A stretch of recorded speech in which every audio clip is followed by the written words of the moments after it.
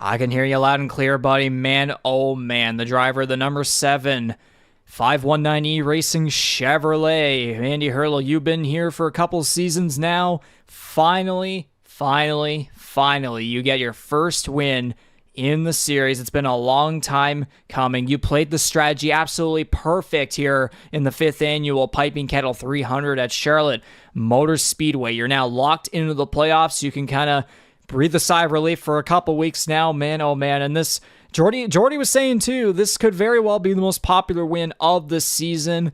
Man, oh man, we got to hear from the man himself. How does it feel to finally have a NASCAR Series race trophy?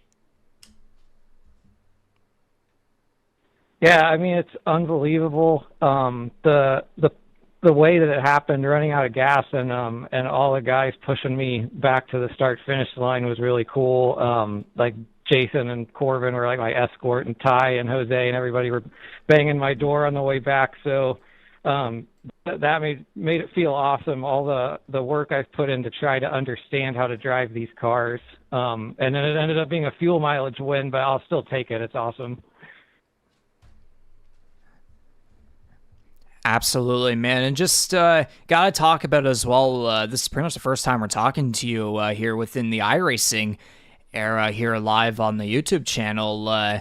Obviously, we all experienced that transition to iRacing last season. A couple of drivers, had their struggles and difficulties and such. I know we certainly witnessed you as one of them for sure. But man, oh man, in this season so far, you've certainly been able to pull off a better transition, and now with this first win in hand, I must imagine again, a sigh of relief. Just talk about what the transition's been to this platform and how everything you learned from last season came into this season, and just how you've been able to build up on all this momentum, especially now heading into tonight, getting the job done here at Charlotte.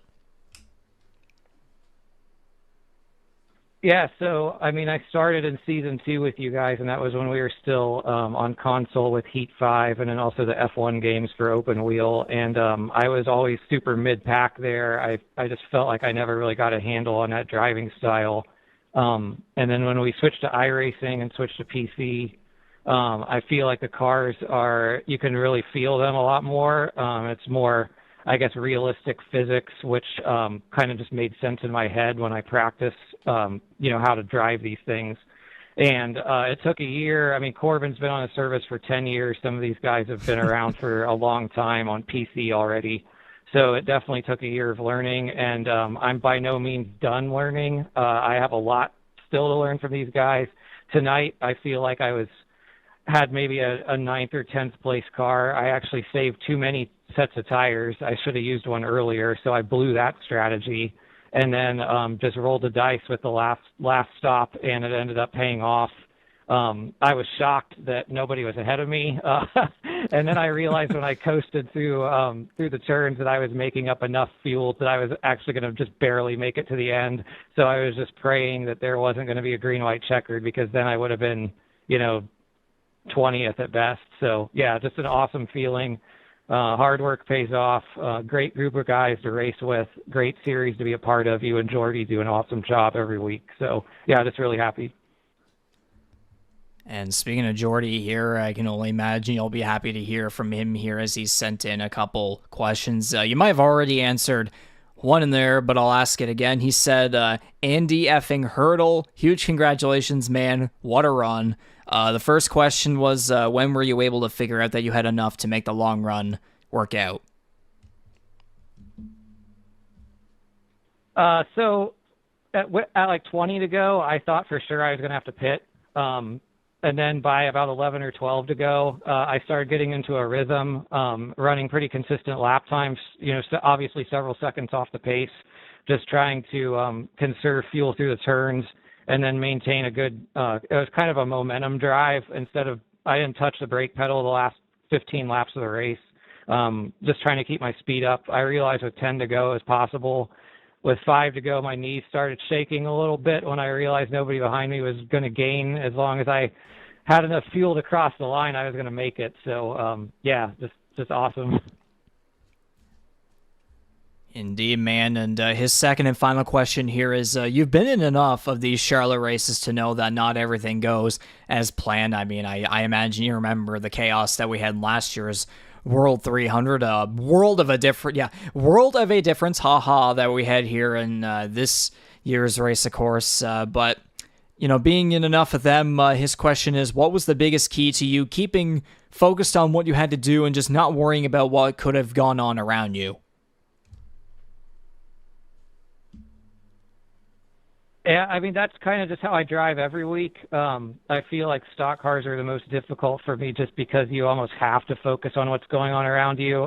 At any given race, there's, a 20-30% chance that you're just going to get collected in something that happens right in front of you, and it's not your fault. So you kind of just have to go into it with the mindset of you're not totally in control of your own destiny.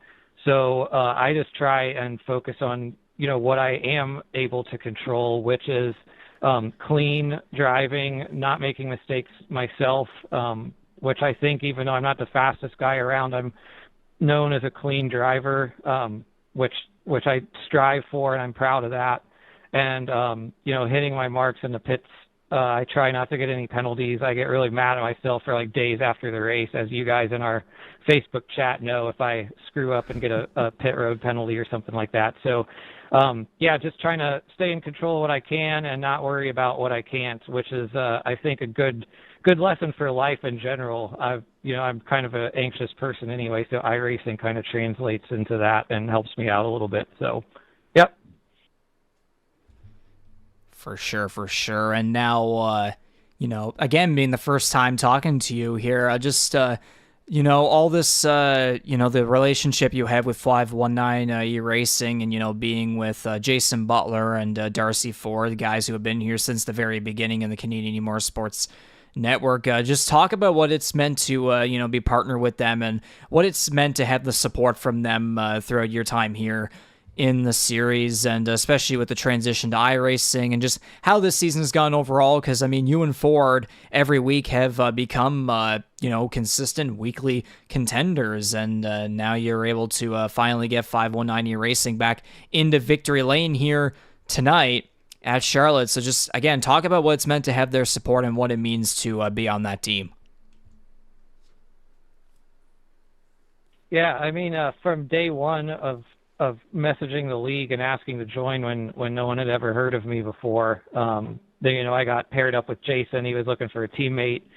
Personality-wise, we hit it off right away. We've got like the same kind of goofy sense of humor.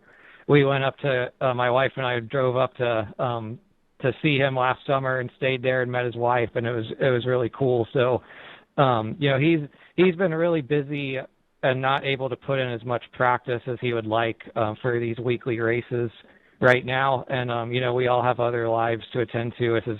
In the end of the day, it's a video game. It's an awesome simulation, but at the end of the day, we've got other stuff going on. So just really happy to kind of fly that flag for 519 that Jason founded and try and do some big things. I seem to have a knack for the big events. I won the first Indy 250 a couple of years ago, and now this is the other Memorial Day weekend big race, so that's pretty cool. And then earlier this year got the Daytona 500 pole, which was another cool experience. So anything I can do to help out Jason and Darcy and get the team some publicity, and Rampage Coffee and the Soup Kitchen and all the other sponsors that we've had over the years, it's pretty cool. Indeed, it is cool, and, again, we do this with every post-race winner interview. Andy Hertel, who would you like to thank for being able to come on out here every single Tuesday night and get the job done like you did tonight? Yeah, first of all, got to thank you and Jordy. You guys do an awesome job every week to put this on YouTube and get us out there on social media. I know you're a journalist and your writing is amazing, and Jordy could be a professional commentator if he chose to. So to have you guys calling our races is really neat, and I know some of my friends and family have tuned in to watch that. And Other than that, I mean, I got to thank Jason and Darcy and Corbin and Ty and all the admins. We get together and we banter throughout the week. It's a great social outlet at my stage in life right now. College is behind me. I don't see a lot of my friends because they've scattered all over the country, and I get to hang out with them once or twice a year. So to have this as not only a cool competition but also a social group is really great. So thank you to all of those guys as well.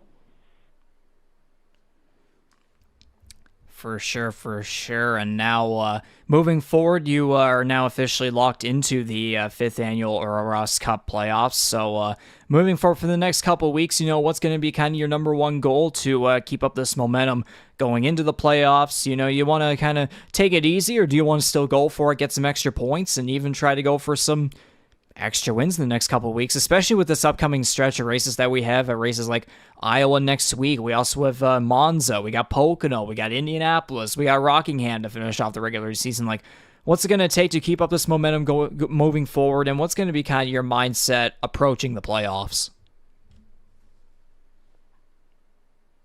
Well, it's definitely not my style to ever take it easy. So I'm going to give 100% every week, even though I'm already locked in. It's nice to have that cushion, but there's still, a lot of work to be done and a lot of points to be gained.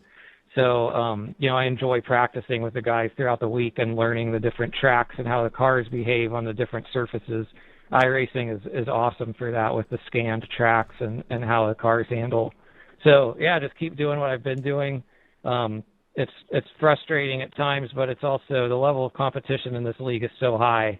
I told somebody in the chat a couple days ago that it feels like, even though I haven't worked hard on my I rating in the official series yet, it feels like the top 15 or so of this league is a really high split. There's a lot of really talented guys, and even just getting a top 10 is a huge accomplishment. So if I can rack up a few more top fives and contend for some wins, that would be great. Great to hear. That's what we love to hear in the Canadian E-Motorsports Network. Of course, that was the number 7 of Andy Hertel for 519 E-Racing. The number 7 519 E-Racing Chevrolet from Daytona, Ohio. So his first career win in the Canadian E-Motorsports Network NASCAR Series, powered by Kyle's Fried Chicken and Barbecue. First career win, first win of Season 5. He becomes the 6th driver to lock himself into the 5th annual Ross Cup playoffs. A long overdue win for you, Andy. Congratulations. Go celebrate it as much as you possibly can, safely as well, of course. And hopefully this momentum keeps up for you. Glad to talk to you for the first time, buddy. Once again, congratulations. Thanks a bunch, Regan. Appreciate it.